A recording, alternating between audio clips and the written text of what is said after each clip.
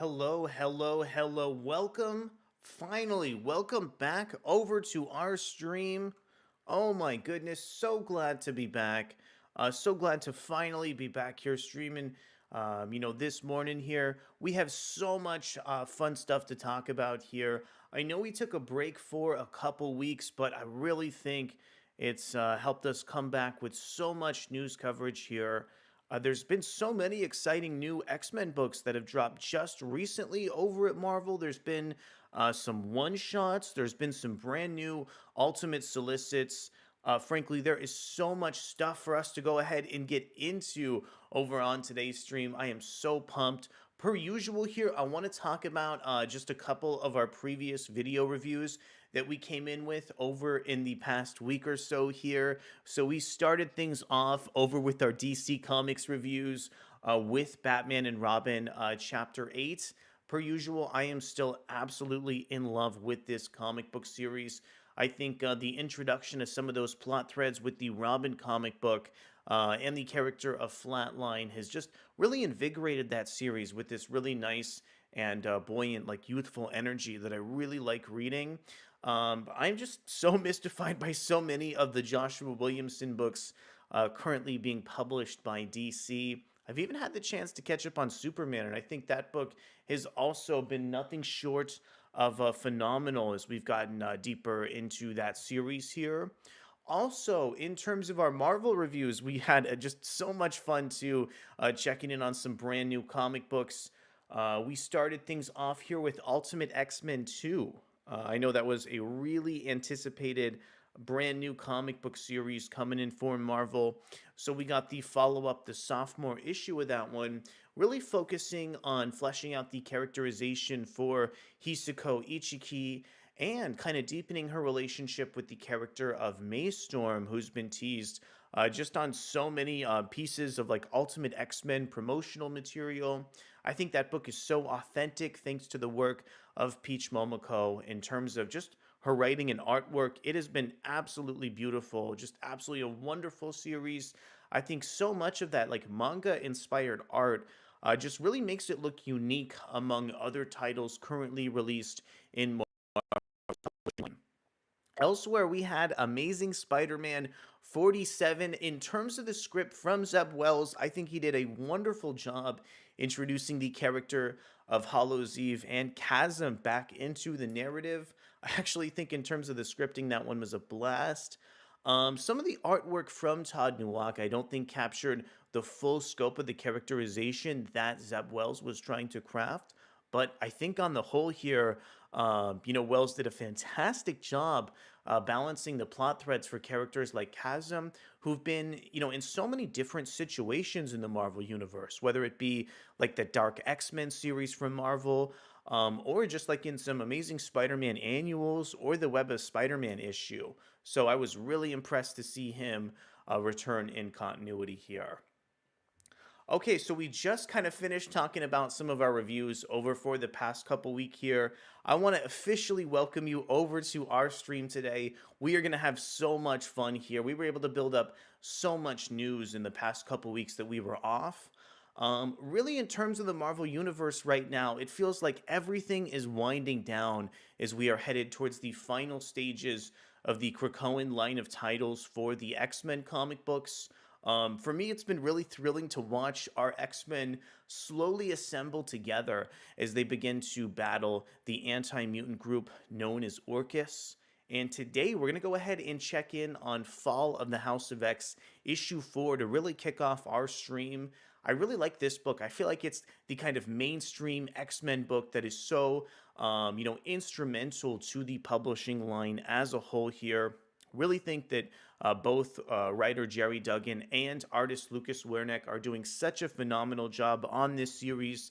Without further ado here, let's go ahead and kick off our news stories with a preview of Fall of the House of X issue 4. This one incredibly climactic here. It's kind of referencing the original House of X series that kicked off the Krakoan line of titles in terms of some of the presentation with the cover in terms of the visuals here.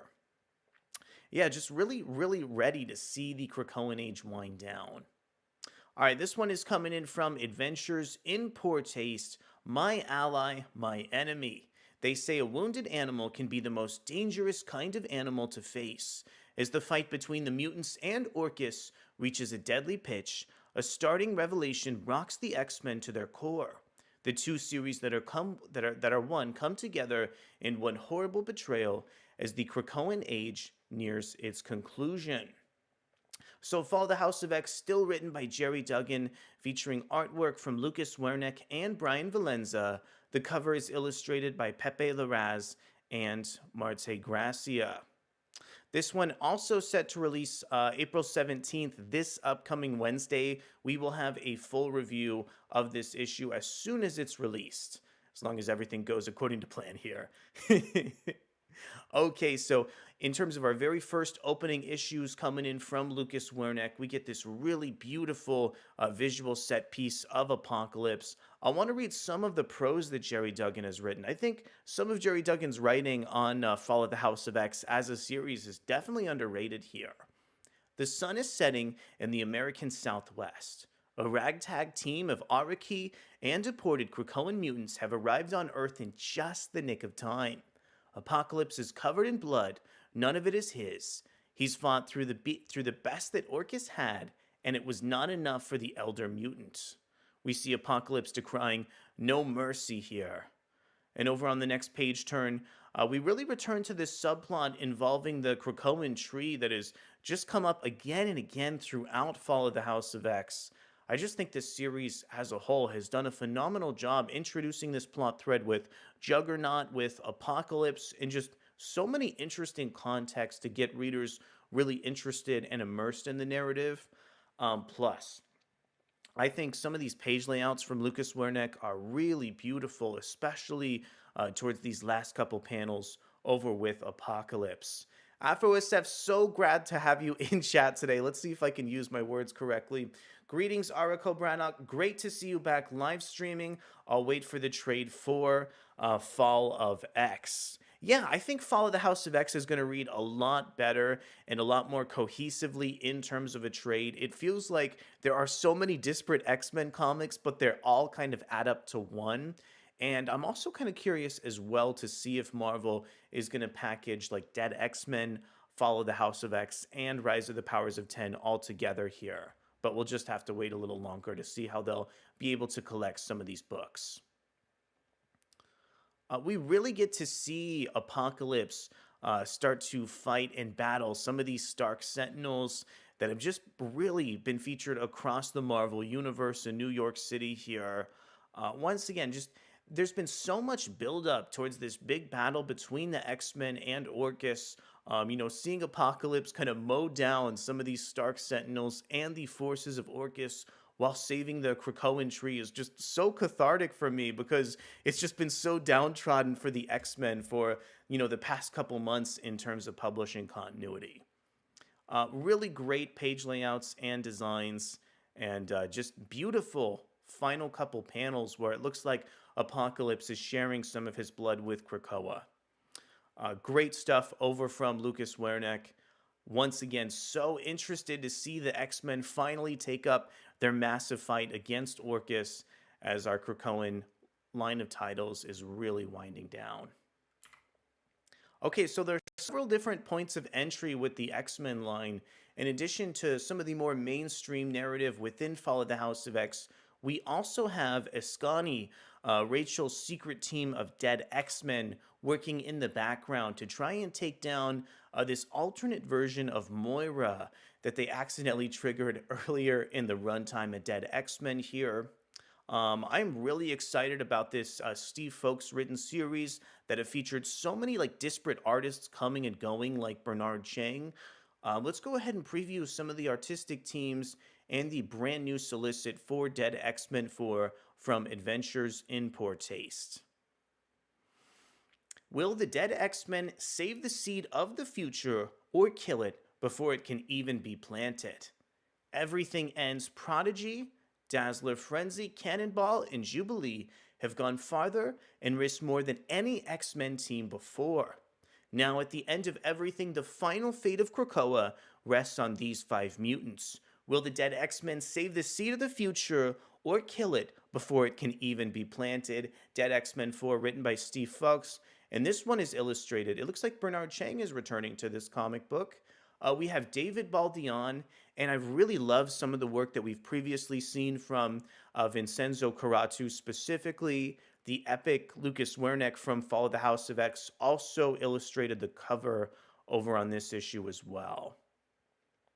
Over on this opening page here, I can't quite make out who the artist is, but once again, we have incredibly kinetic work as our team of dead X-Men are able to fight Moira specifically. Really cool seeing Betsy represented here as well, being featured as a guest spot in a previous issue of Dead X-Men.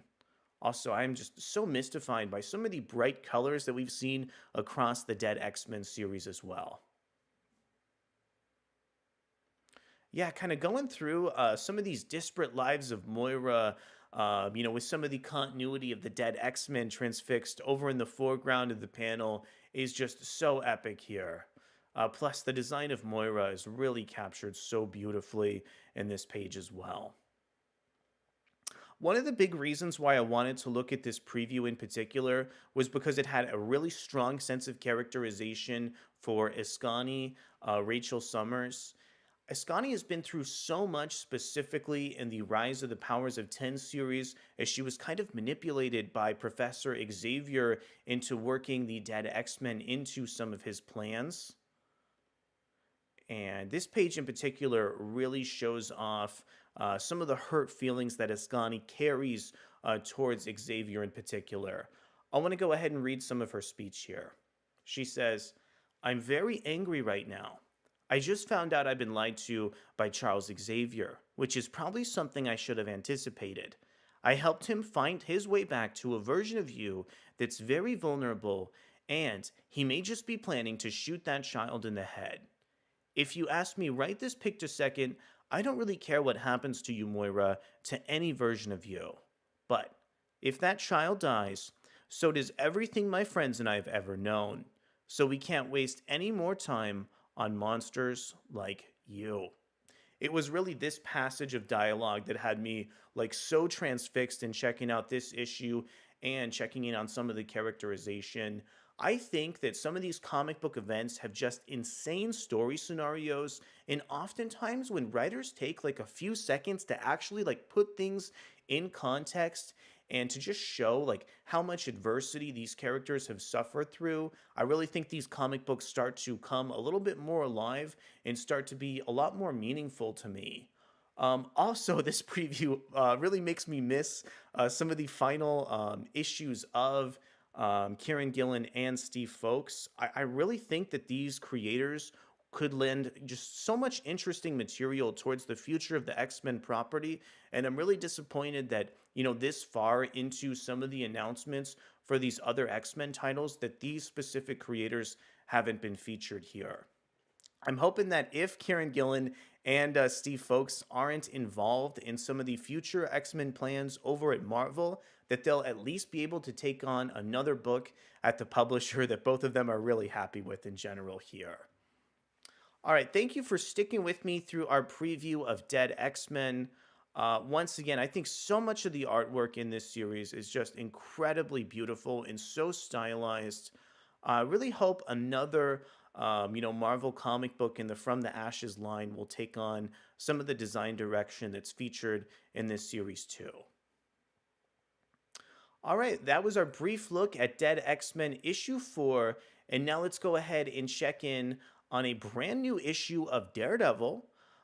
So this is an older news story that happened a couple weeks ago, but I don't think we ever got the chance to check in on this one. Marvel's current ongoing Daredevil series, written by Saladin Ahmed, featuring artwork, from creators like Aaron Kuder, has just been so fantastic.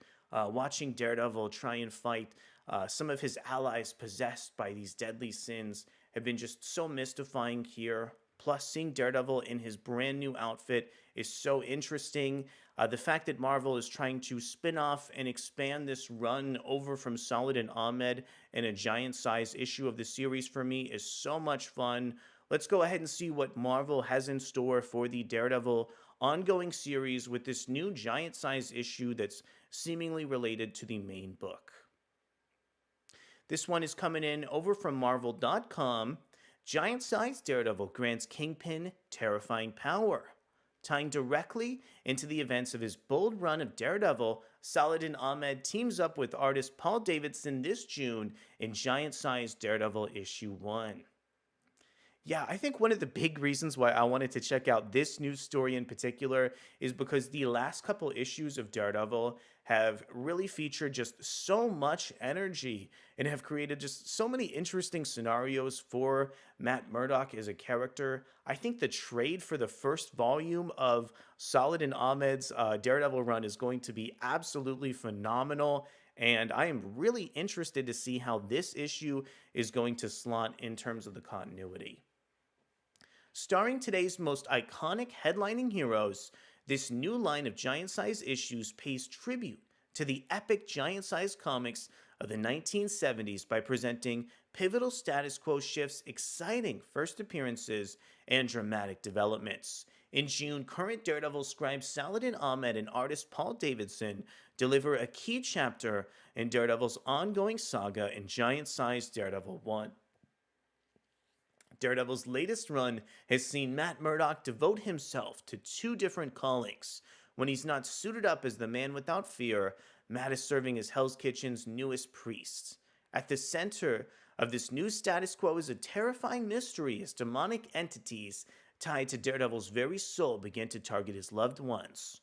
With a mysterious connection to the 7 deadly sins, these vengeful supernatural forces will now seek to inhabit Daredevil's ultimate enemy, Kingpin.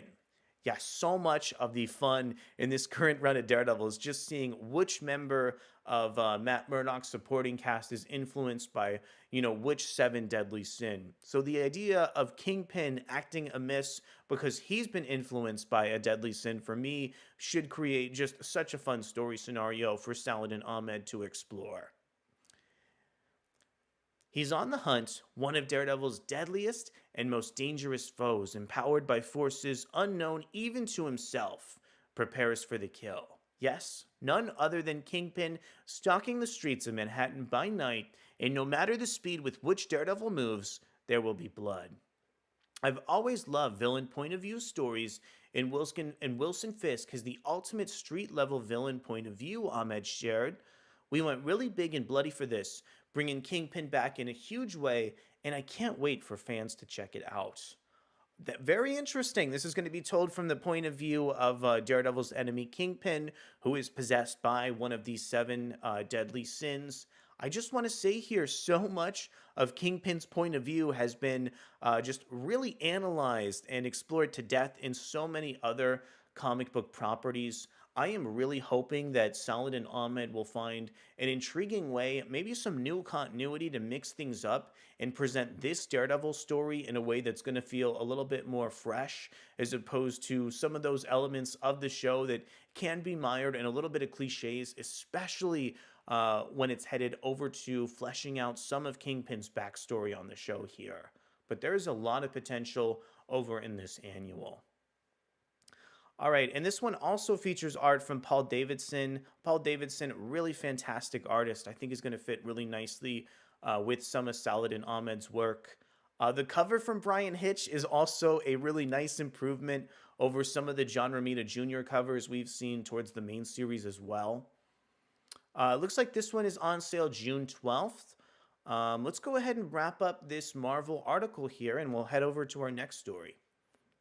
Like all of next year's giant-size installments, Giant-Size Daredevil 1 will boast a cover by superstar and artist Brian Hitch and reprint a classic adventure, Frank Miller's Daredevil 170, also known as The Kingpin Must Die. Get your Fisk fix here, fearless fans. Check out the cover now and stay tuned for more giant-size news in the weeks ahead. If anybody's checked out that Daredevil 170 issue, let me know. Let me know. Looks like that's a Frank Miller issue, so I would expect nothing less than quality in that title. Yeah, there's so much potential, so much greatness happening in the Daredevil ongoing series. Very excited to see Marvel's publishing line try and spin it off in a slightly different direction. without further ado, I want to check in on an X-Men title that was so phenomenal this past week, but I have a feeling a lot of readers may have actually missed out. I want to talk a little bit about the phenomenal Invincible Iron Man 17. This one is coming in from the Superpowered Fan Cast, not a website that we usually cover, but I thought this particular issue of Iron Man did such a good job transitioning from some of the beginning elements of Fall of the House of X to the final moments over with Orcus here. And I want to talk a little bit about this issue and read Darren Generally's review from the Superpowered Fan Cast. So first off, let's talk about the creative team. Invincible Iron Man has really functioned as a sister book to Marvel's X-Men series, mainly because protagonist Tony Stark is currently married to a disguised Emma Frost known as Hazel Kendall. This is all just really, chalked up to the fact that both of these characters need funding to try and battle the anti-mutant group known as Orcus. Invincible Iron Man 17, written by Jerry Duggan, featuring artwork by Patch Zurcher, colors by Brian Valenza, and their letters by VC's Joe Caramagna. Tony Stark finds himself trapped in his Sentinel Buster and in the prison of his own mind. Tony Stark awakens to receive visions of people from his past, including his dead mother and father, who gave him ominous warnings about himself and his future. At the same time, he faces demons from his past in the form of former villains with a direct connection to him and his life's work. So, interestingly enough, I feel like Fall of X has really gotten personal for the character of Tony Stark, mainly because of the way that the anti-mutant industrialist known as Fei Long has started to co-opt some of Tony's designs and really manufacture all these Stark Sentinels. So really the way Jerry Duggan was able to dig back into Tony Stark's mind and flesh out some of his previous relationships and put them in context with Marvel's current continuity was so breathtaking. Also, the way that this series was able to lessen or just detract some of the animosity between Tony Stark and Fei Long towards some of those final pages and really show that these characters are going to have to work together to bring down Orcus was an incredibly emotional moment for me as a reader here. After awakening, Tony finds himself staring down Fei Long, who wants to finally end him. Unfortunately, Tony and Fei Long discover too late that all of them have been used by a bigger threat, and it will take an unexpected ally to finally rescue Iron Man. Dugan crafts an entertaining story in this issue. The internal struggles of Tony Stark continue to be interesting and are used sparingly enough to not overpower the narrative. The battle with Fei Long was well done, and the reveal of the bigger plot is paced brilliantly within the story. I also enjoyed the reveal towards the end of the story and what it means to Tony in his battle against Orcus.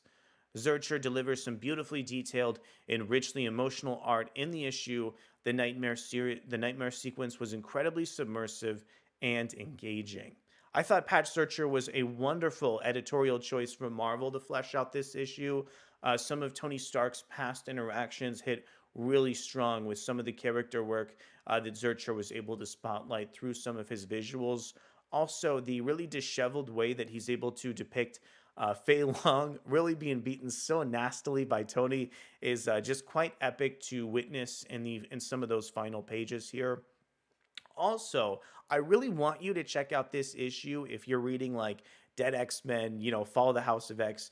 If you're reading all those other books, you really can't miss this one.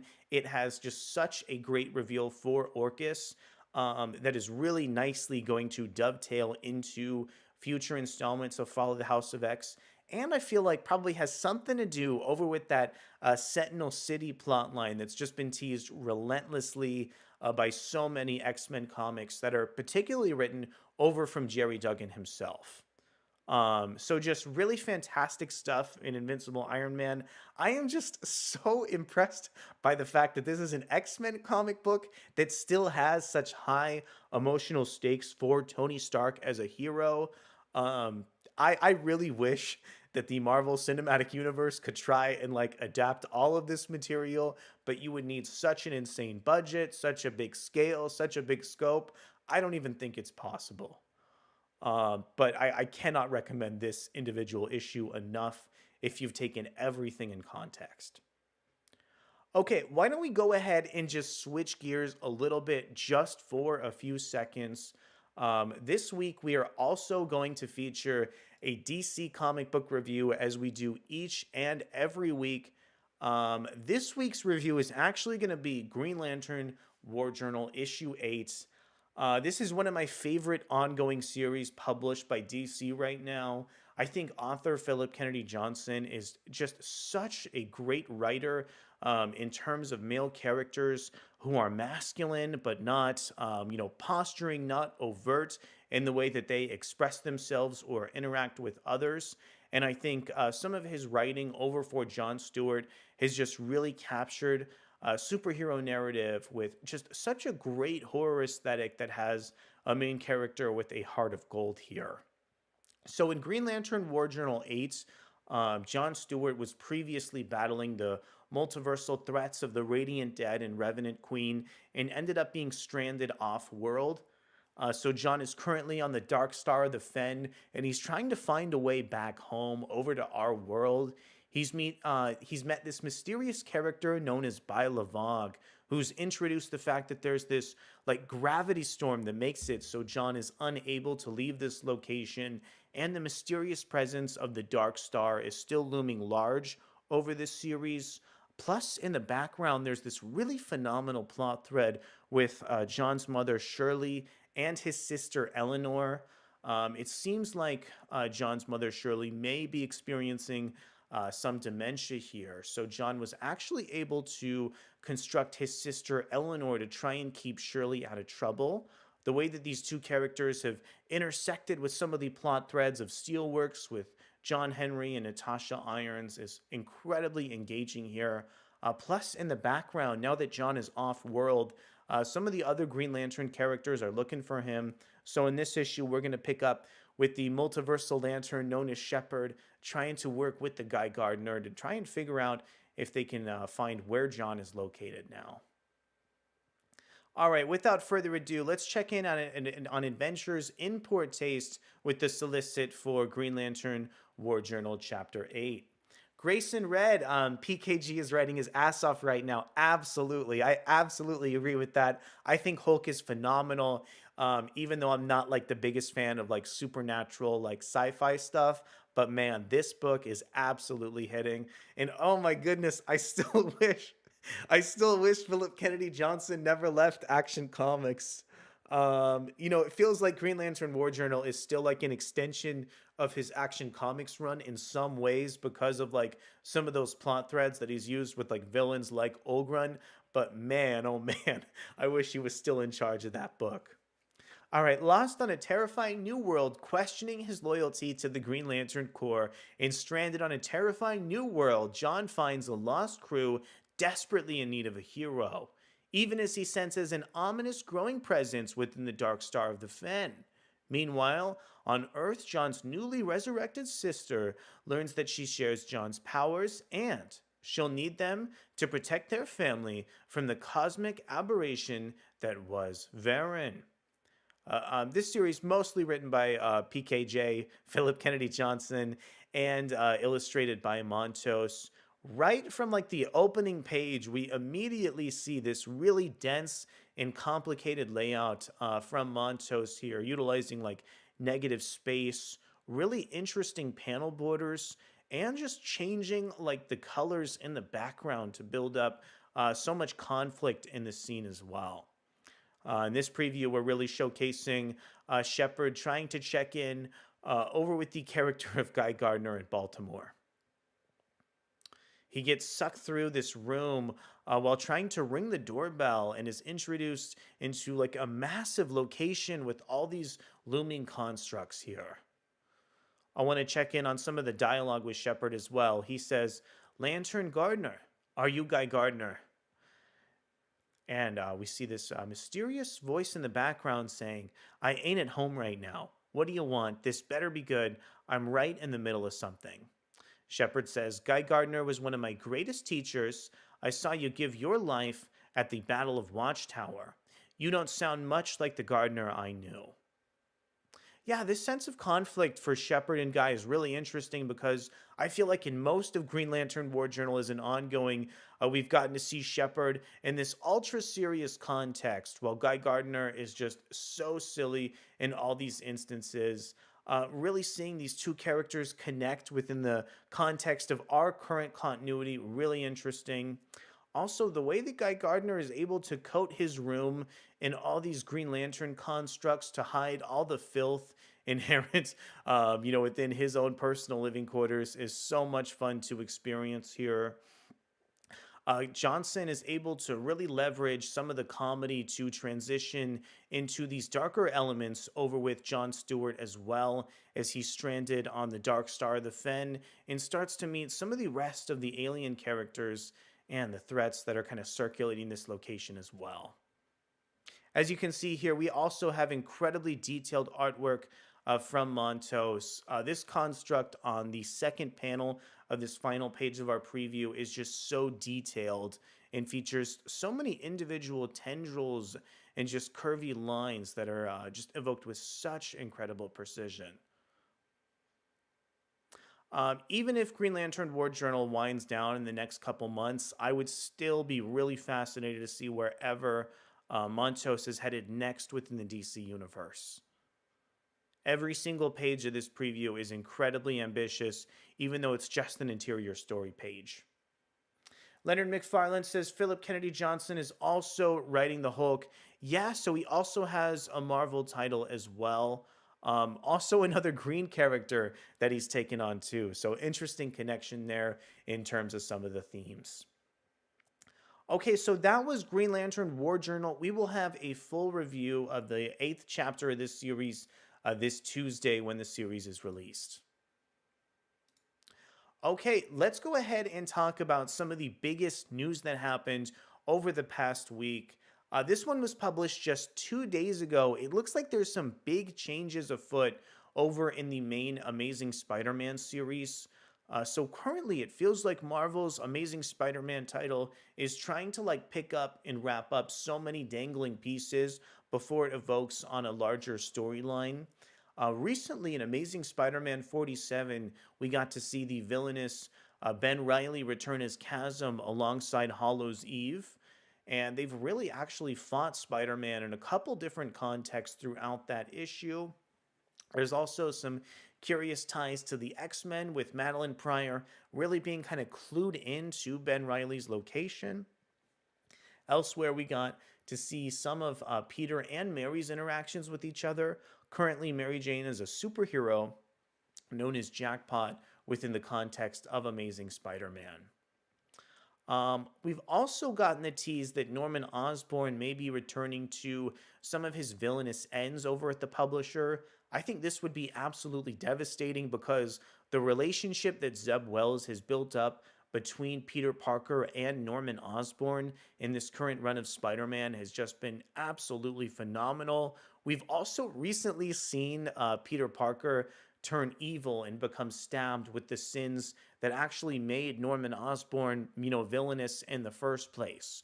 So the idea of Marvel's editorial turning Peter Parker back into a villain so soon after we had a recent storyline where Peter Parker also turned evil feels a little bit redundant. So I'm a little bit curious to see if Marvel has anything else they're teasing about this new look over at the Green Goblin. So why don't we go ahead and check out this George Marston written Newsarama article centered all around the new version of the Green Goblin character.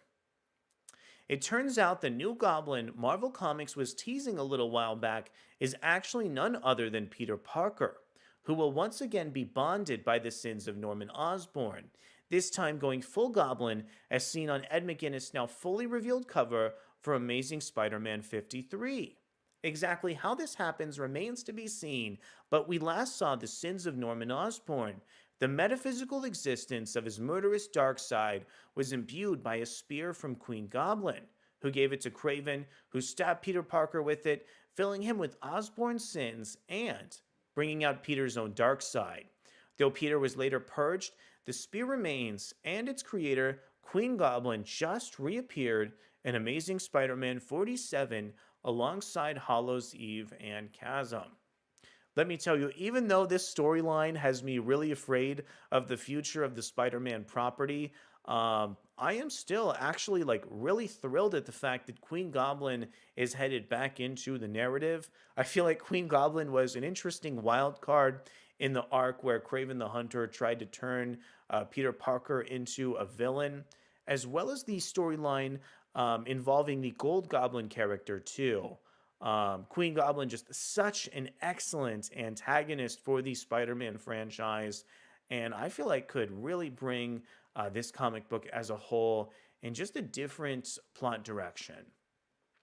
I think this artwork from Ed McGuinness is really nice here, highlighting this brand new status quo reversal for Spider Man with tons of energy.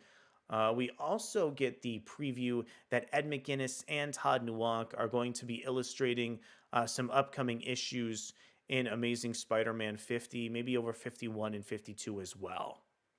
This all seems to be leading towards Amazing Spider Man 50, set to bring back the original lineup of the Sinister Six, while also pitting Norman Osborn's fates in the balance.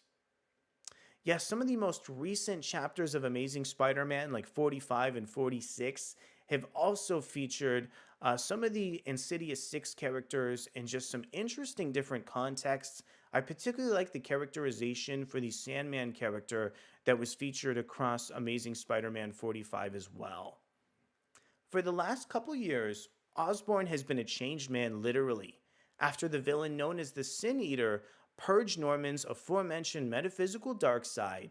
Norman began repenting for his past deeds as the Green Goblin.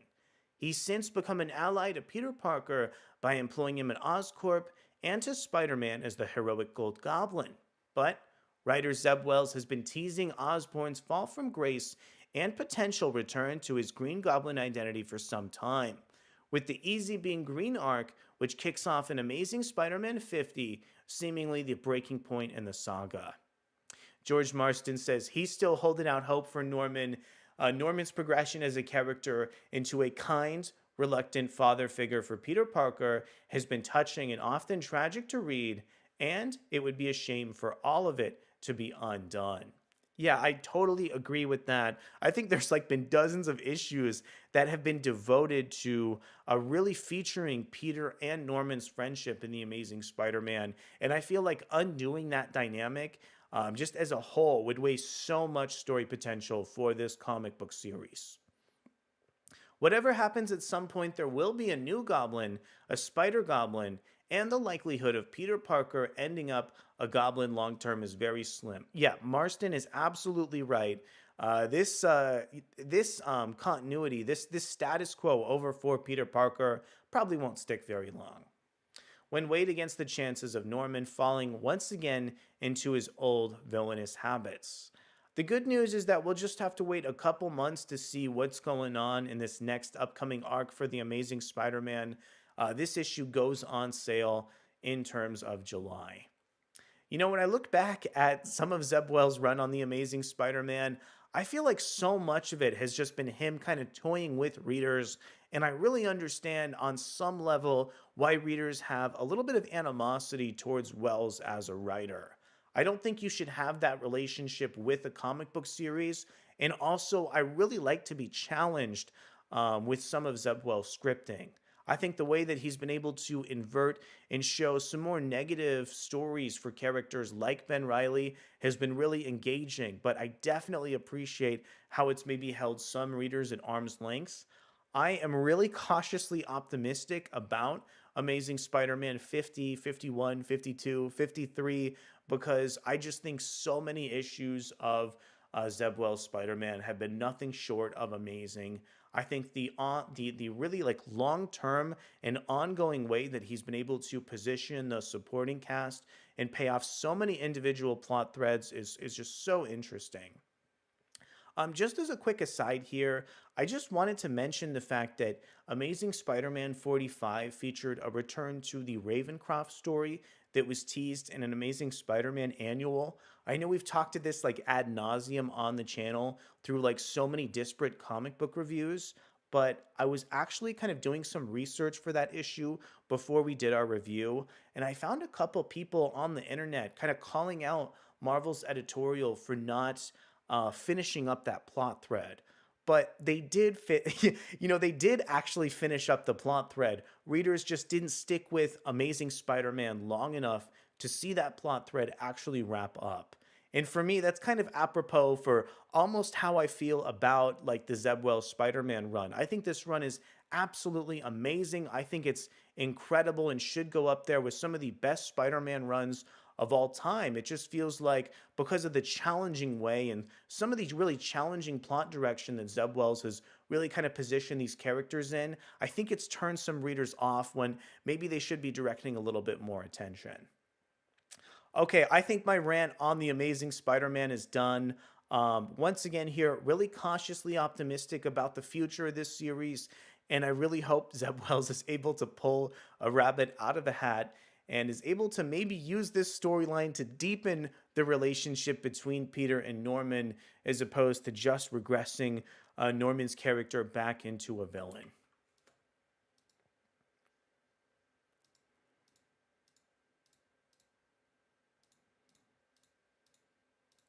Wow, we have quite a few stories to still get into here.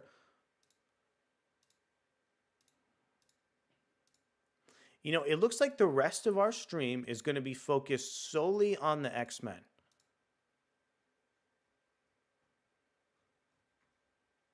So I'm going to take a quick break here, and then we'll be back to talk about X-Force, NYX, some upcoming new news and storylines for so many of these From the Ashes comic book series.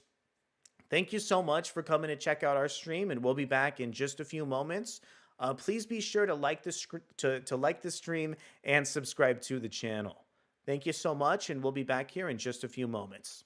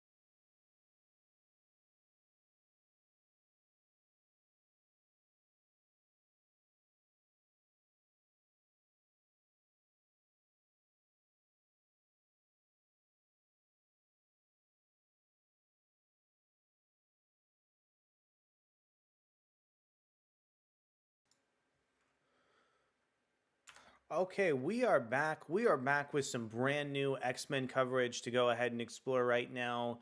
Marvel is currently getting everything ready for their big upcoming X-Men reboot called From the Ashes here. It really seems like the flagship comic book series is coming in from writer Gail Simone and David Marquez. and we finally got a couple previews of some brand new designs for David Marquez's designs for characters like Rogue.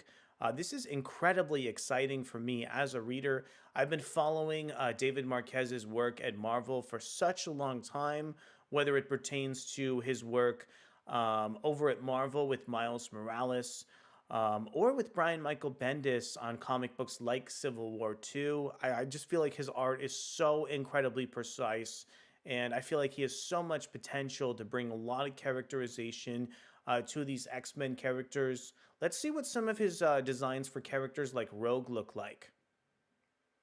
This one is coming in from David Brook. X-Men is hotter than ever. With X-Men 97 launched and Marvel revealing the next era for the X-Men, that era includes 3 flagship books. Jed MacKay and Ryan Stegman on X-Men, Gail Simone and David Marquez on Uncanny X-Men, and Eve Ewing and Carmen Carnero on Exceptional X-Men. With so much heat on these titles, any insights shared by the creators are a huge deal. And today, artist David Marquez shared Rogue costume designs, his series on sale with Gail Simone that launches August 7th. The design is super versatile with the hood, different ways to wear the jacket, and what everyone truly needs, pockets. So this is our look at some of these designs and just a lot more detail here. Per usual, some of the facial expressions and just the incredibly straight lines from David Marquez has me really excited to see just the incredible high visual fidelity that's going to be featured on this X-Men series. We also got to see a little bit of David Marquez's art from the trailer that Marvel Comics recently dropped, spotlighting some of the From the Ashes X-Men series. This one is really cool. I feel like it takes on Rogue's like really classic design and just modernizes it in a lot of different and unique ways here.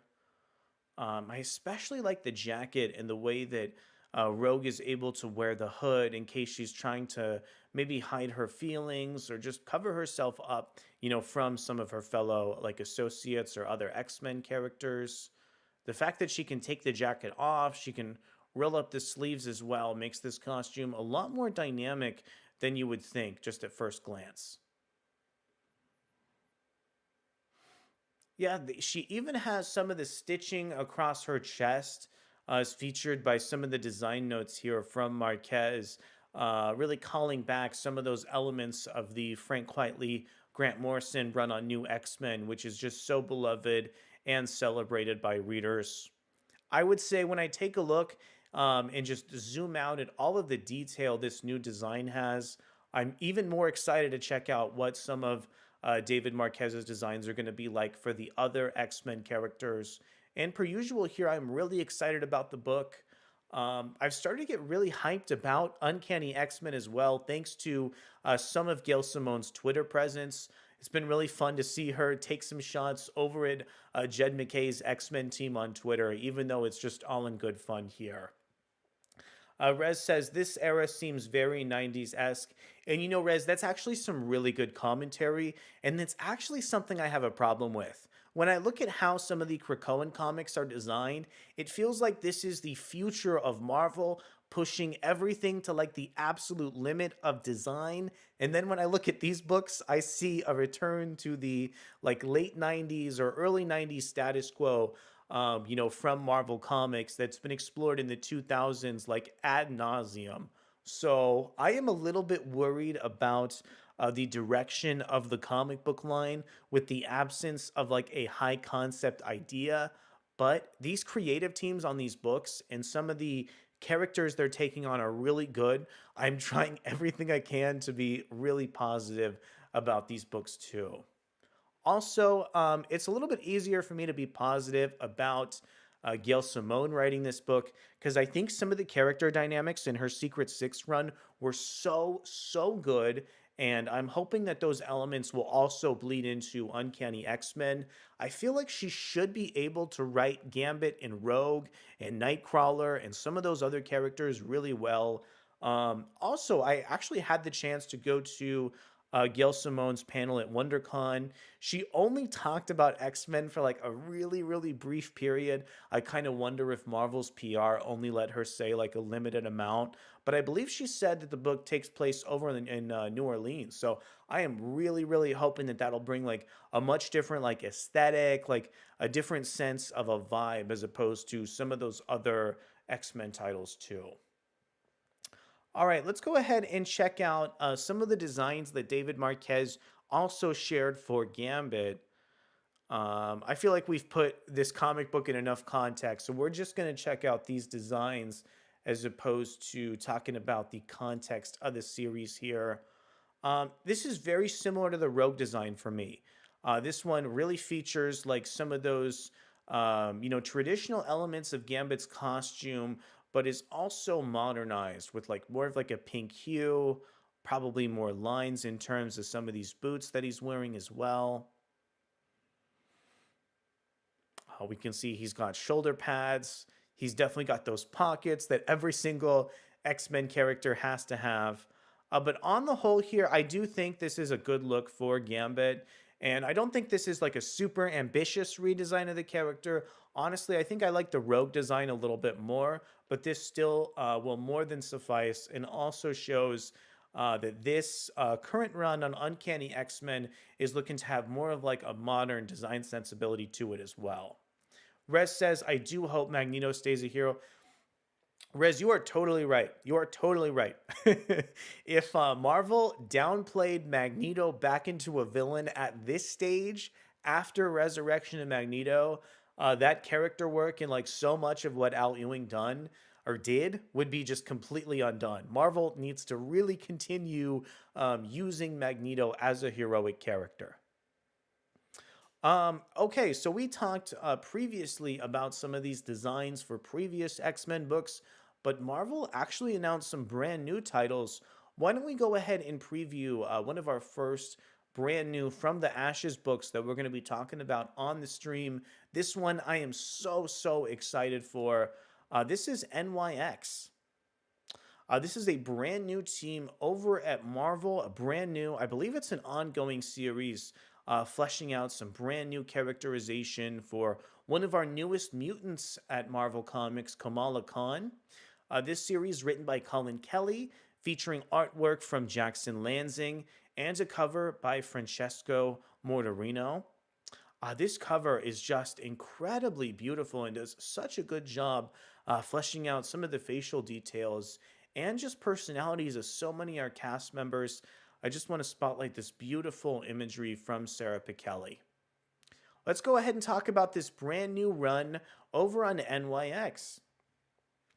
NYX brings a dangerous mutant scene to the mean streets of New York City. Set in the X-Men's upcoming From the Ashes era, NYX by Colin Kelly, Jackson Lansing, and Francesco Mortarino reinvents what it means to be mutant this July. With Xavier's school long gone and Krakoa destroyed, the greatest city on Earth is about to get a huge influx of mutants, whether they're welcome or not. Yeah, it looks like we are getting a really interesting new X-Men kind of storyline and context here. In the absence of Krakoa and with the wake of Professor Xavier's school, it looks like this like disparate team of mutants are trying to pick up the pieces and see what's left for the X-Men. See a group of former X-Men students navigate young adulthood, discrimination, and threats bent on shattering human-mutant relations for good in NYX. Okay, so this one is an ongoing series from hotshot writing duo Colin Kelly and Jackson Lansing and rising star Francesco Mortarino. I did a little bit of research on Mortarino's art before we accessed the stream here. Some of Mortarino's like really curvy line on recent issues of Avengers have been absolutely beautiful. I feel like him taking on younger characters should be a really natural fit. Like the 2000s groundbreaking original series, NYX won't shy away from reflecting the harsh realities of life as a mix of iconic and fan-favorite mutants re-enter a world filled with bigotry, mistrust, and misinformation. Free from the X-Men's guidance and Krakoa's protection, they'll shut out the noise and overcome the hate by doing what they do best, evolving. But if you can count on anything, it's that mutants are never all in agreement, and some are having a really hard time letting Krakoa go. This is a book about mutants living the past, the end of their world, and into a new beginning. This is a Miss Marvel embracing her mutant life in the neon streets of the Lower East Side. This is a Noel trying to prove he can keep his head above water. This is Wolverine in the shadows of Bushwick protecting her own, Prodigy writing history as it happens, and Sophie Kaku finding her way. The news reports are bleak, the streets feel dangerous, there's something lurking in the underground, evil coming from every direction, but they're determined to make it. This is Mutant Community, this is Mutant Pride, this is NYX. Okay, I didn't actually know who the blonde character was that was featured on the cover. I'm really happy to see Sophie Kaku be able to spin off in terms of NYX. I feel like trying to flesh out Sophie as like an individual character from the rest of the Kakus is such a great plot thread for Marvel to take on. Also happy to see Wolverine featured in this book too. Prodigy has featured some really interesting stuff in recent continuity with Dead X-Men as well. So this is actually a really good team of mutants that are featured in this book here. Rez says, I do like a Null and Prodigy being spotlighted. Me too. Me too. This is the kind of book we came to Marvel to create, Kelly shared. When the Hive Mind first formed, Colin and I bonded over books like Runaways, Young Avengers, and the original NYX. Stories that showcase that tense, wonderful place where the mundane world and Marvels collided. No book has embodied that more in recent years than Miss Marvel. Kamala Khan is one of the definitive protagonists in the Marvel canon, and we're deeply honored to be inheriting the character from Iman Vellani and Sabra Perzada, while chronicling a whole new phase in her growth as a young adult. It's kind of interesting also to see how this book is kind of taking some of the spotlight away from Kamala Khan as she's sharing it alongside some of her fellow mutants. And like Aman Vellani and Sabra Perzada's comic books, we really got to see Kamala Khan grow as like an individual mutant. To be honest, I think I probably would prefer to see Miss Marvel in the context of her own stories as opposed to being in a more of like a team dynamic here. But that being said, I'm still interested to see how like both of these books develop. Grayson Red says Wolverine in trappiest section of Brooklyn is hilarious. Yeah, I totally agree. I don't know what's going on with that either. I was a big fan of Joe Quesada and Josh Middleton's version, so I was thrilled when editor Annalise Bliss asked me to draw Annalise Bisa. I'm so glad to have the opportunity to work on characters like X-23 and Miss Marvel. New York City is a location that I love, so I'm eager to deliver the city vibes that I would see in books like Daredevil and Spider-Man. I've really been enjoying Jackson and Collins scripts, and I can't wait to bring them to life. In terms of Jackson Lansing and Colin Kelly as a writing duo, I would say I feel a little bit mixed. Some series I've connected with really strongly, like the Thunderbolts comic book, as well as Captain America's Sentinel of Liberty, while some of those other plot threads, like the Bucky storyline in that Captain America run, really didn't speak with me. I think Kelly and Lansing's run over on Guardians of the Galaxy also hasn't quite connected with me either, but I am a little bit interested to see what they could bring to the X-Men franchise with more of a youthful tone. I feel like I read that Hacktivist book from them, and I believe that was published by Boom or Archaea. And that book featured younger characters that had really strong dialogue. So I feel like this could probably write into some of their sensibilities as creators. Last month, fans got their look at what awaits Marvel's line of X-Men titles following the bold Krakoan age with the reveal of 3 flagship series. Jed MacKay and Ryan Stegman's X-Men, Simona Marquez's Uncanny X-Men, and Ewing and Carnero's Exceptional X-Men. This expansive mythos of the X-Men has always made a space for additional series that test the limits and explore the far-reaching scope of the mutant metaphor. Fresh spins on classic X-Men titles and startling directions for your favorite mutants are just ahead. starting in July with X-Force, Phoenix, and NYX. Perfect. Okay, this one is on sale July 24th. We will have a lot more coverage, a lot more news, reviews, and previews as we get closer to the debut of the new NYX. We have even more brand new ongoing From the Ashes X-Men comic books to talk about. Let's go ahead and explore Marvel's brand new Jean Grey comic book series. Give me just one moment.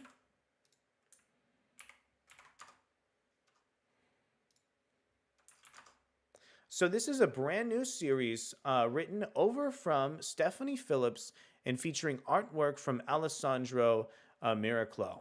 We have had some experience over with writer Stephanie Phillips on comic books like Cosmic Ghost Rider and Rogue and Gambit.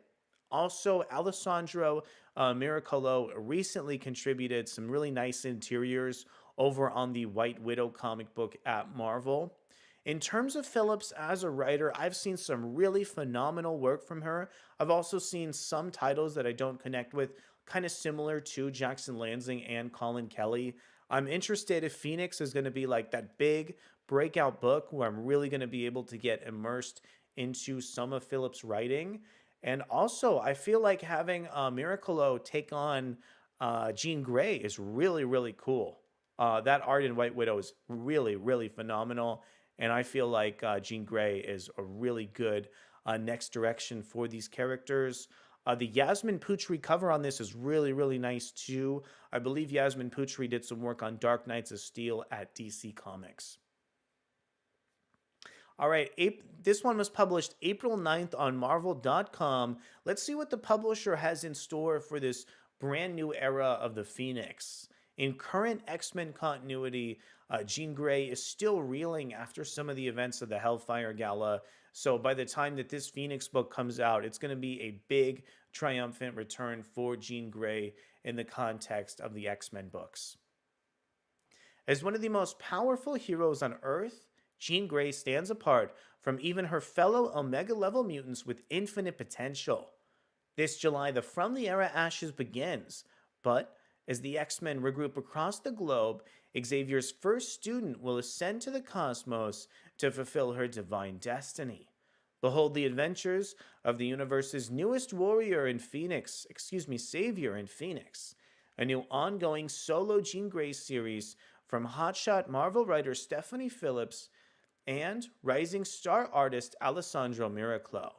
During the final moments of Krakoa, currently being told in the Rise of the Powers of 10 and XMenForever, Jean finds herself at the epicenter of creation and rebirth known as the White Hot Room. What shocking metamorphosis occurs that leads her to adapting a new costume and taken to the stars as the Phoenix? And with her deadly reputation preceding her, will the galaxy kneel or cower before her greatness? Just to take a step back here, I'm excited about the prospect of Stephanie Phillips trying to create like a new status quo for Jean Grey in terms of the X-Men. I feel like since her resurrection that happened like just briefly before the Krakoan age really kicked off in full, I don't know if we've really seen Jean Grey kind of rise to her full potential, and maybe having her really kind of set off on like a separate solo mission would be really, really cool. I think one of the best moments for Jean Grey as a character since she was resurrected was probably that Tom Taylor X-Men Red series. She is Jean Grey, she is Phoenix, she saves the world, she brings death. One woman alone in space who not only has to do what no one else can, she yearns to. A desperate SOS from Nova brings the Phoenix to the edge of a black hole where hundreds of lives hang in the balance. And whatever Jean does or fails to do will bring the darkness to the other universe and haunt her in ways she can scarcely imagine. Jean is one of the most powerful characters I've ever written, Phillips explains. The beauty and challenge to Jean is that she is imbued with the cosmic force alongside the morals, shortcoming, and empathy of a human being. The dichotomy between those two is something incredibly special about Jean that means she is constantly doing a dance between humanity and power. So that dance is what we have to hope to display in full in this story. A cosmic ballet that shows how the Phoenix Force can be when working in tandem with Jean Grey. Let me assure you, Alessandro Miracolo has made that cosmic dance look absolutely gorgeous. So, another aspect about this Phoenix series is I really hope it's able to take on some of Marvel's like cosmology in terms of those space elements. I think it'd be really cool to see maybe like the Starjammers return, maybe to see what Abigail Brand is able to influence on some of these characters as well. This is fantastic. Being an X fan since I was a kid, I'm so happy to work on such an important character like Phoenix. And Stephanie's writing has been incredible. Depicting Phoenix out in the cosmos and unleashing her energy has been thrilling and simply epic, and there's also really emotional moments that I hope to make the most of. I wish I could say more, but everyone is excited because this will be fun. Okay, and so this is the next From the Ashes destination over for the Phoenix. I think it's interesting to really detail the fact that Phoenix's longtime partner Cyclops is actually featured in Jed McKay and Ryan Stegman's X-Men title, which seemingly takes place in like a much different location here. So I wonder what that means about the relationship between Phoenix and Cyclops during the From the Ashes era of the X-Men. Life, fire, power, possibility. Feel the flames on Yasmin Putri's Phoenix #1 cover, and stay tuned tomorrow for another X-Men from the Ashes series announcement.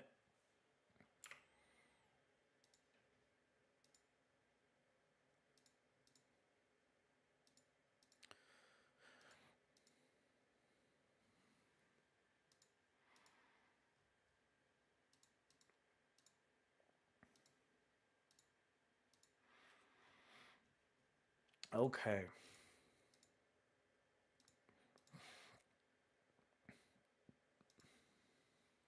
Let's go ahead and talk about the next From the Ashes book that Marvel Comics just recently announced here. We actually have a brand new era for Marvel's X-Force property. The world is broken, and mutant kind solution is X-Force. Set in the X-Men's upcoming From the Ashes era, a new X-Force ongoing series by Jeffrey Thorne and Marcus Cho begins this July. So here it is. This is our brand new team of characters and our creative team on the upcoming era of X-Force, which is Marvel's kind of violent sort of Black Ops team. Here we can kind of see characters like Deadpool return over to the narrative. Plus, this one is written by Jeffrey Thorne. For me, Jeffrey Thorne wrote a really fantastic DC Comics run on Green Lantern that was really, really ambitious. So I am quite interested to see if he's going to be able to take up some of those same lessons and plot sensibility as we head into this next era of X-Force. We also have characters like Ascani featured here too. We have Rachel Summers, Betsy Braddock, Sage, Surge, and Tank. In the X-Men's world, there will always be a need for a team willing to cross the lines no others dare to, a group of mutants who call themselves X-Force. This July, on the edge of the X-Men's From the Ashes era, the latest evolution of X-Force is born, specifically suited to this brash new age of mutant storytelling. Discover their impossible mission in the new X-Force ongoing series, written by acclaimed screenwriter Jeffrey Thorne and drawn by kinetic X-Men artist Marcus To. Marcus To also delivered some fantastic work in the Krakoan era. I feel like he's such a fantastic and underappreciated artist in terms of Big Two storytelling. More than happy to see him take on a book in the From the Ashes comics. This time, the iconic comic book Super Squad will be built from this ground up by the mutant inventor Forge. Accessing an Omega level degree of his unique and complex mutant power to build anything, Forge will bear witness to everything broken in the world.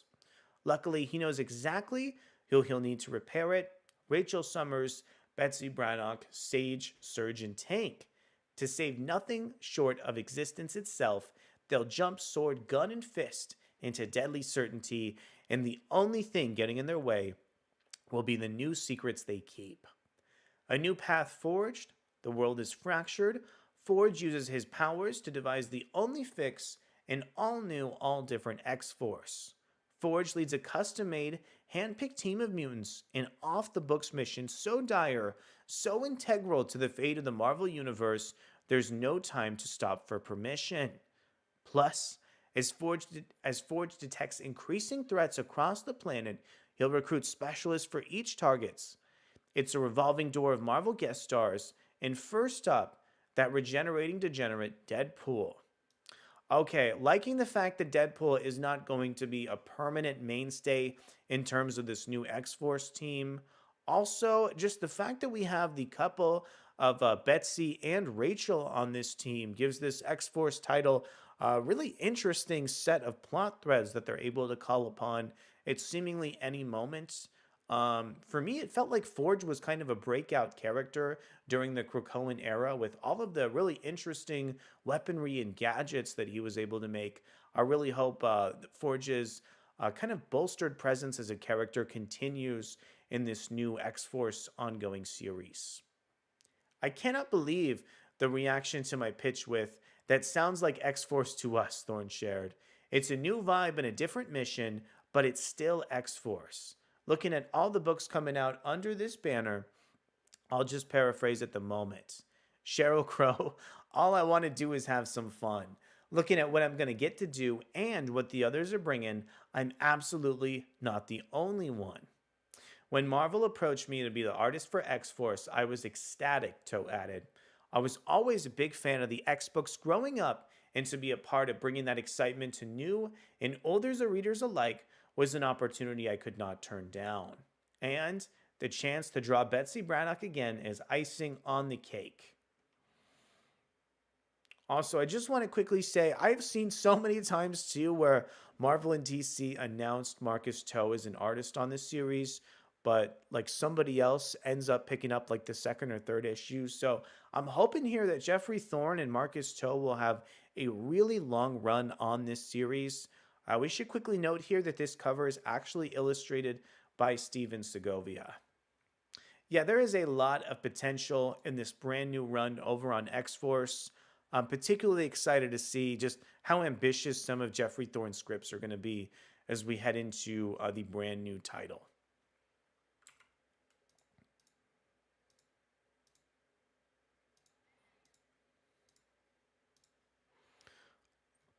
Let's see. It looks like we have 3 stories left to cover on our stream. We still have some pretty big news to touch on, actually. So Marvel Comics actually just released it looks like the official cover on X-Men #1, and that is specifically for Jed MacKay and Ryan Stegman's new take on the property. To me, this X-Men comic book looks really interesting because it takes on characters who are just instrumental to some of the really like late stage Krakoan continuity. I feel like characters like Juggernaut and Beast are really, really important in the final phase of the X-Men. Plus, the character of Cyclops has also gotten so much interesting characterization in terms of Fall of the House of X. Also, a little bit curious to see why Magic returns to her older costume and just what Quentin Quire is up to in the From the Ashes era on Marvel Comics. Let's go ahead and talk about Jed MacKay and Ryan Stegman's X-Men. This is an article coming in from Marvel.com just 2 days ago on April 12th. Check out the main cover and learn more about Jed MacKay and Ryan Stegman's X-Men, one of 3 core series kicking off the X-Men's upcoming From the Ashes era, kicking off in July. Okay, so it looks like in July we're getting all 3 of these books incoming with Exceptional X-Men, Uncanny X-Men, and our adjectiveless X-Men.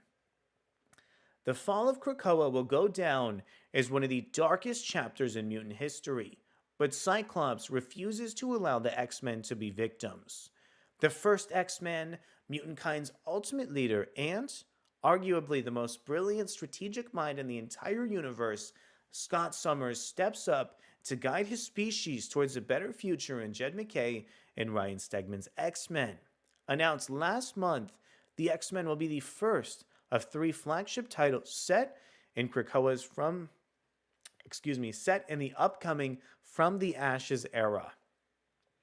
No longer living under the protection of Krakoa, it's a dangerous time for mutants everywhere. Everywhere. In dangerous times call for radical action, Cyclops gathers a group of his most trusted and reliable mutant soldiers, along with the brightest of the next generation, to tackle the most prevalent threats to mutant kind, including an existential new enemy that rises out of the remains of Orcus. Okay, so this book really seems like it's trying to do everything it can with the last elements of the Krakoan plot lines. I love the idea that this one is taking on an existential new enemy rising out of Orcus. And once again, I really hope, as we mentioned earlier, that Jed MacKay will build off the very late stage, follow the House of X continuity that Jerry Duggan is establishing. I really hope that Jed MacKay is able to write Cyclops the same way that Jerry Duggan does. I really like just the unexpected touches of humor that Cyclops was able to bounce off of with characters like Dr. Gregor. And I just want to see those unexpected character dynamics show up across this new run of X-Men. Prepare for a reckoning as this team handles explosive mutant-specific issues without restraint. Humanity can hate them all they want as long as they fear them. From the Ashes. Krakoa is gone, Orcus is fallen, but the X-Men remain always. Cyclops leads because that's what he does. Beast builds because that is what he... Well, does Beast build? I don't know if Beast does build anymore. So this series also takes place in Alaska, where the X-Men are raising a flag of defiance. Mutant business is their business. Join Cyclops, Beast, Magneto, Psylocke, Magic, Kid Omega, Temper, and Juggernaut as new forces in the world move into position, battling for the destiny and philosophy of the mutant species. Taking on the X-Men is a daunting prospect. I'm extremely psyched to take this team of mutants back to the world with Ryan. With 3 flagship titles and a host of additional satellite series, the upcoming From the Ashes era will present fans with a wide range of different approaches to the X-Men's mission statement. Gail Simone and Marquez's Uncanny X-Men delivers globe-trotting superhero adventures as the X-Men show the world all the good mutant kind can accomplish. Eve Ewing and Carmen Carnero's exceptional X-Men focuses on the trials and training young mutants need to undergo to survive in a world against them. Meanwhile, MacKay and Stegman's X-Men sees mutant kind flex their strength and keep hope alive by any means necessary. Okay, X-Men issue 1 is on sale July 10th. Grayson read, "You can tell Duggan had genuine love and understanding of Scott, and it came out in a beautiful way through his writing. Could not agree more." When I checked out the X-Men 97 animated show, I just think that a lot of Cyclops' lines are a little bit static. They're super obvious. And then when I went back and I checked out one of the most recent issues of Fall of the House of X, I was just so taken by the way that Jerry Duggan mixed up some of Cyclops' speech patterns and just featured all these weird and psychotic elements of humor that just really made me immersed into Scott as a character that I haven't been on some other writers that have tried to feature strong characterization with that hero.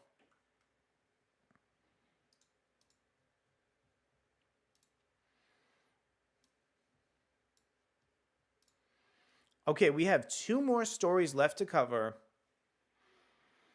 This next one is really unexpected for me. Let's go ahead and talk about Life of Wolverine issue 1. This is a brand new one-shot of fleshing out Wolverine, and it's written by Jim Zub featuring art from Ramon Box. This July, Logan bears his mind, body, and soul in Life of Wolverine, a special one-shot presenting Wolverine's incredible story in chronological order. Originally published as a Marvel Unlimited companion comic to the Lives and Deaths of Wolverine storyline, this exploration of one of the most riveting origins and sagas in all of pop culture comes from acclaimed creators Jim Zub and Ramon Box.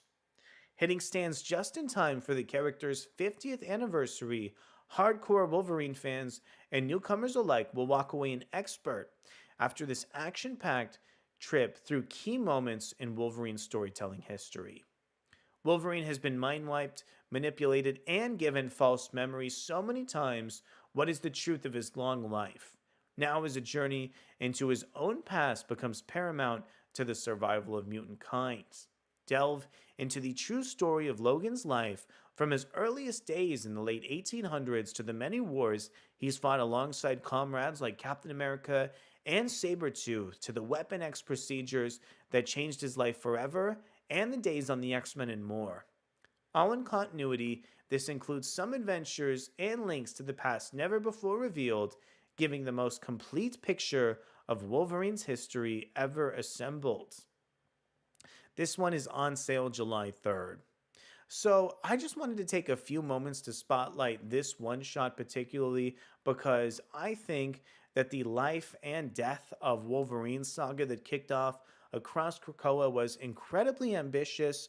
I'm a little interested to see what kind of like hidden truths of Krakoa and the Wolverines that this book is going to unearth. And also, I wonder if Marvel is going to start collecting this alongside those two stories or just how that's going to play out here in the future. Really excited to see some elements of Krakoa pop back in Life of Wolverine. Okay, we're going to go ahead and close out our stream today by talking about the future of the Ultimate Comics publishing line. We can also just take a few moments on each of these titles and I can let you know, am I caught up in terms of these stories? How am I feeling about the individual issue and series here? Black Panther powers up to defeat Moon Knight, Spider-Man, and Green Goblin hack their suits, and more in upcoming Ultimate issues. Learn more about Ultimate Black Panther 6, Ultimate Spider-Man 7, Ultimate X-Men 5, and Ultimates 2, all on sale this July. Real quick, AfroSF says, Wolverine's mysterious past is part of his appeal. I think Origins and Wolverine Origins was a mistake. Not keen on this one shot. AfroSF, you're right. You're right. I think some of Wolverine's previous origin stories have been a little bit redundant. Learning every nook and corner about Logan's past is kind of derivative. But if there's any like future plot implications that could connect the end of Krakoa maybe to the beginning of that new Wolverine series that's like been teased with artwork by Greg Capullo, I'd be interested in that. Also, I just think the Lives and Death series for Wolverine was so good. Any like companion piece to that story definitely has my interest. And I like the history with Nat too, Rez. Okay, readers can't get enough of the new Ultimate Universe, packed with fascinating versions of iconic Marvel heroes and set in an unfamiliar world crafted by the maker to be free of superheroes. Marvel's new Ultimate line has been a mega success, demanding multiple printings and sparking intense conversation between fans. Each issue has peeled back another layer of how twisted this new Earth is and how hard its burgeoning heroes will need to work to get it back on track.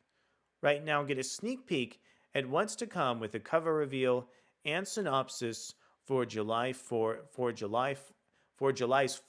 Ultimate issues. All right, we're kicking things off here with Ultimate Spider-Man Chapter 7.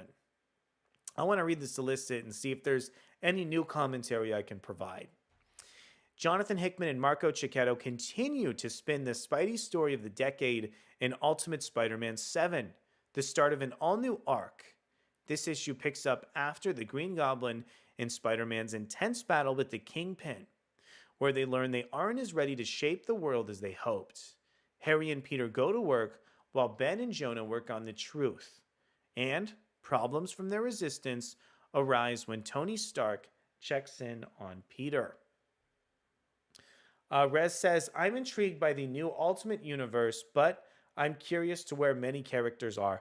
Me too. And I think that's a great way to maybe pick apart some of my criticism that I'm going to lend towards like Ultimate Spider-Man. Because frankly, I think the idea of like of basically Harry and Peter teaming up to take on what was that, the Kingpin character, I think it's a good idea.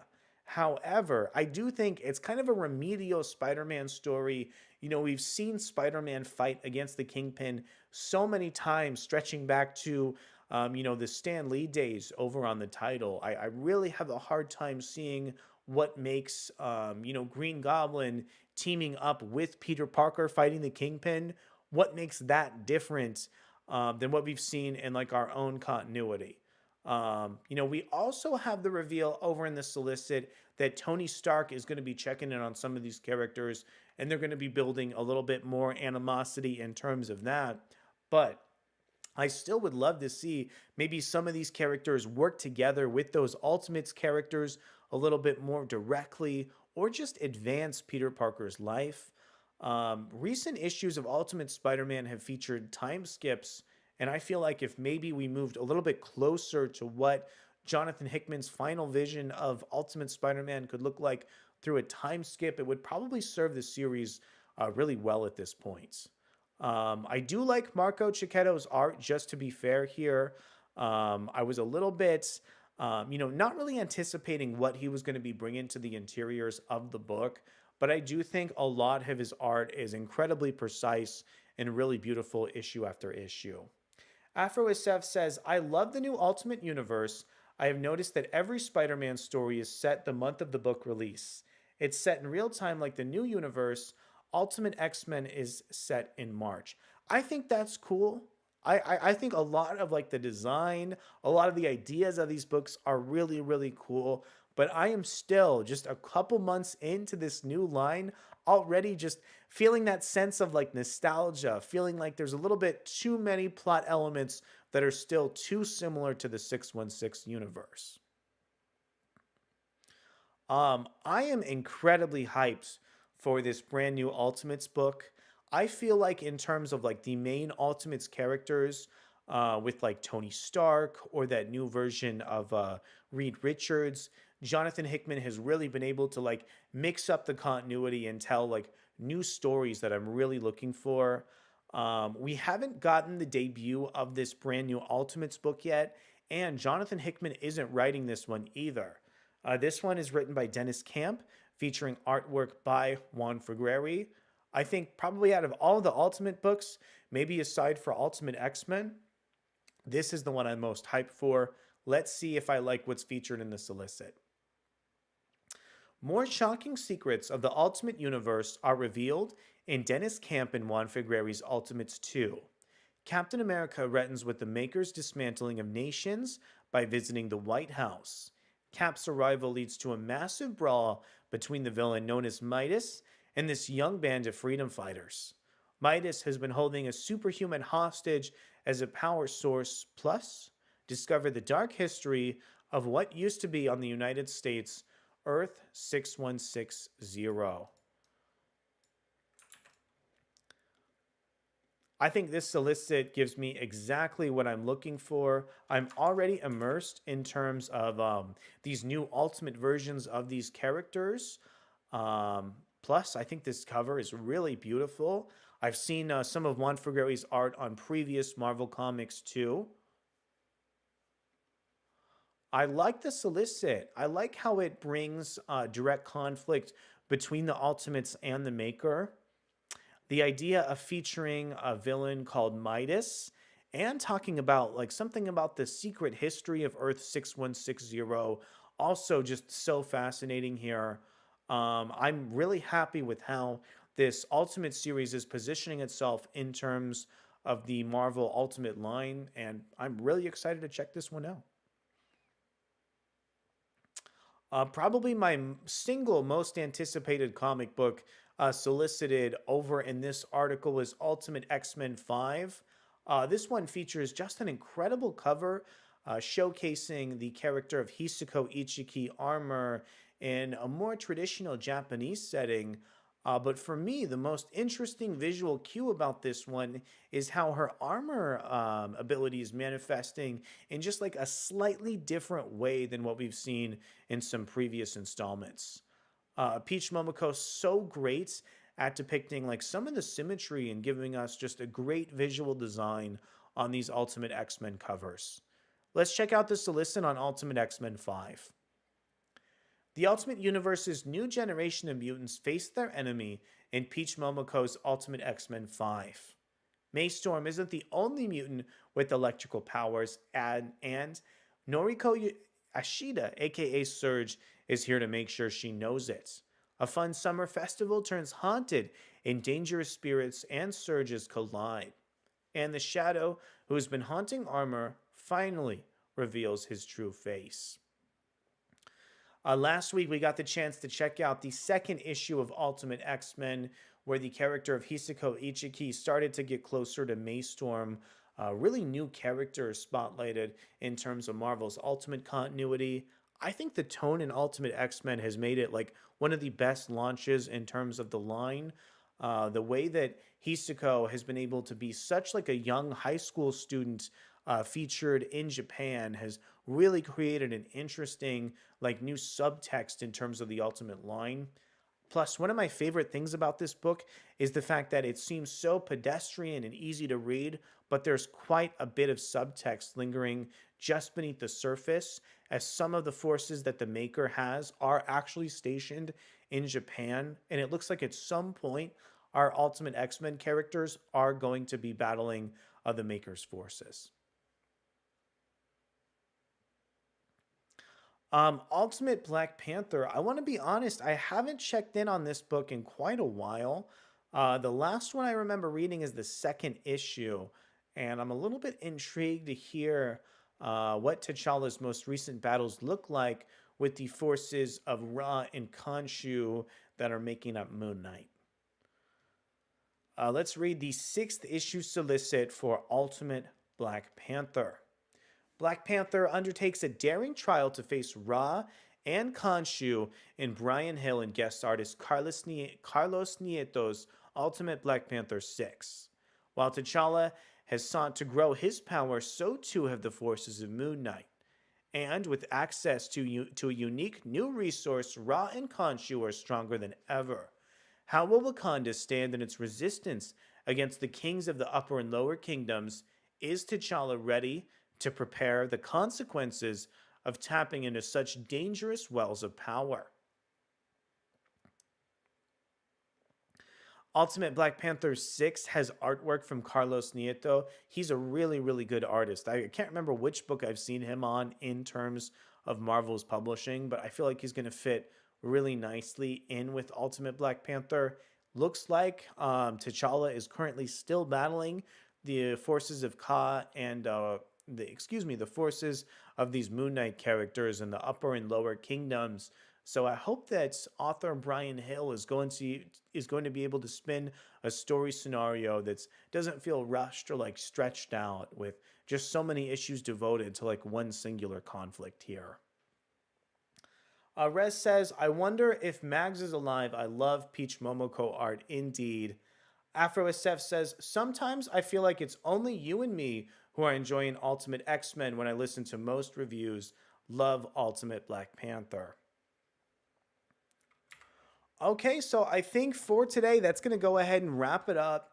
I want to thank you guys for such an amazing comeback stream today. I had just so much fun detailing all these books, talking about the future of like the X-Men and the Ultimate publishing lines. Moving forward here, the streams are back. The streams are definitely back. My goal here is to be live 9 a.m. on Saturday every weekend. When I am ready, we will return to the Sunday streams. I will post a community note when it's time to go back. That being said, though, this week we will have a review of Green Lantern War Journal on Tuesday. We'll have some X-Men reviews over on Wednesday.